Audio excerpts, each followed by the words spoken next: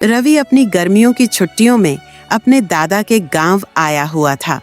गांव के पास एक पुराना और वीरान किला था जिसे लोग भूतिया मानते थे।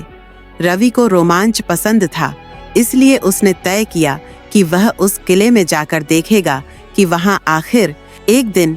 रवि रात के समय अपने दोस्तों के साथ किले में पहुंच गया। जैसे ही वह अंदर कदम रखा, चारों ओर एक अजीब सी सिहरन दौड़ गई। किले के अंदर का अंधेरा ऐसा था मानो सदियों से यहाँ कोई रोशनी नहीं पहुंची हो। तभी रवि की नजर एक चमकते हुए कमरे पर पड़ी। कमरे में एक पुराना दर्पण रखा हुआ था जो हल्की हल्की नीली रोशनी से चमक रहा था। रवि उस दर्पण के पास गया और जैसे ही उसने उसे छुआ, उसकी आंखें चौंधिया गईं। अचानक उसे अपनी परछाई दिखाई दी, लेकिन ये क्या? उसकी परछाई हिलने लगी। उसके होंठों पर एक ठंडी मुस्कान आई और उसने धीरे से कहा, तुम्हें मेरे बारे में जानना है तो हर घंटे यहाँ आना पड़ेगा। रवि हैरान था, उसके कदम ठिठक गए। वह सोचने लगा कि कहीं वह सपना तो नहीं देख रहा, पर तभी उसके दोस्तों ने भी वही आवाज सुनी।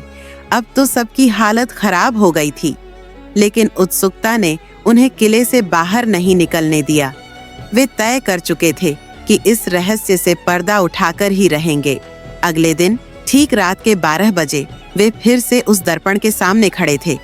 दर्पण में इस बार एक काली स्याही जैसी आकृति नजर आई। वह आकृति धीरे धीरे एक बूढ़े आदमी में बदल गई और उसने कहा, मैं तुम्हारा इंतजार कर रहा था।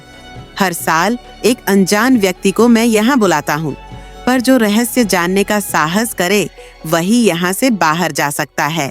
डर के मारे भाग जाए या सच का सामना करे। दोस्तों ने उसे रोका, पर रवि ने हिम्मत दिखाई। उसने बूढ़े आदमी की चुनौती स्वीकार की। जैसे ही उसने सच का सामना करने की बात कही, किला रोशनी से भर गया और सब कुछ सामान्य हो गया।